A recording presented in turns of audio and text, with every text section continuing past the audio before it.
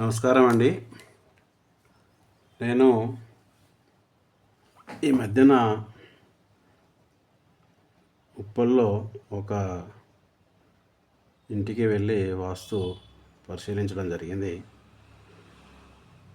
అక్కడ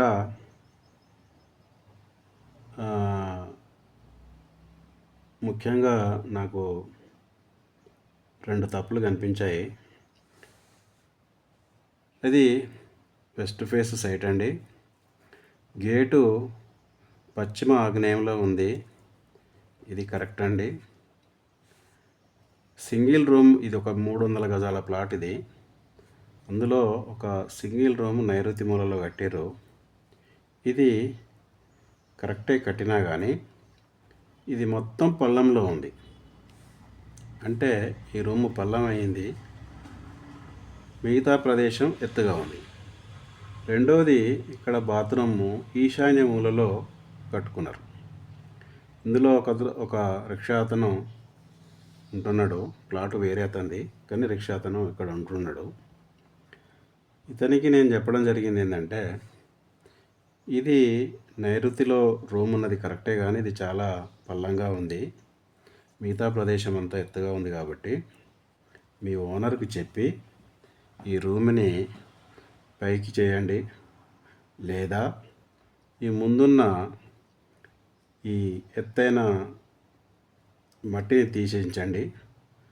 ఏదో ఒక పని చేస్తే తప్ప ఇది కరెక్ట్ కాదు వాస్తు ప్రకారం అని చెప్పిన.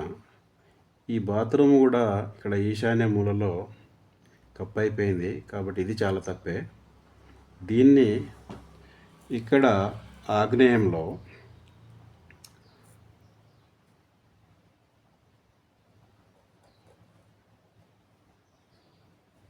తూర్పు గోడకు అంటకుండా ఈ బాత్రూమ్ కట్టుకోమని చెప్పిన.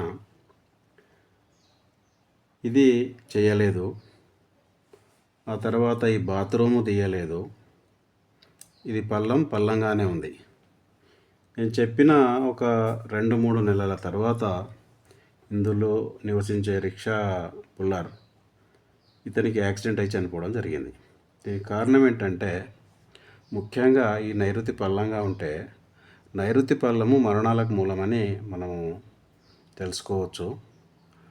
అలాగే ఈశాన్యం కప్పు కూడా ఉంది ఇక్కడ బాత్రూమ్ తోటి. ఈ 2 అతనికి కారణమైపోయినాయి. కాబట్టి ఎవరైనా కిరాయికి ఉన్నా ఆ కిరాయి ఇల్లు కూడా కరెక్ట్గా ఉందా లేదా అని వాస్తు తెలిసిన అతన్ని తీసుకెళ్ళి చూపించి కిరాయికి ఉండాలని నా కోరిక. సో ఇలాంటి ఇంట్లల్లో, అంటే నైరుతి పల్లంగా ఉన్న ఇంటిలో ఫ్రీగా ఉండమన్నా ఉండకూడదు. అలాగే దీనికి తోడుగా ఈశాన్యంలో బాత్రూమ్ ఉంది. ఇది కూడా ఈశాన్యం కప్పు. ఈ 2 కూడా చాలా అతనికి ఎఫెక్ట్ చేసి యాక్సిడెంట్కు కారణమైంది. చనిపోవడం కూడా జరిగింది అతను. సో మీరు ఎవరైనా సరే కిరాయికి ఉన్నా సరే వాస్తు తెలిసిన తనతో చూపించి అతను ఉండమంటే ఉండండి, లేదా వేరే ఇల్లు మంచి వాస్తు ప్రకారం ఉన్న ఇంటిలో కిరాయికి ఉండండి. Okay, thank you.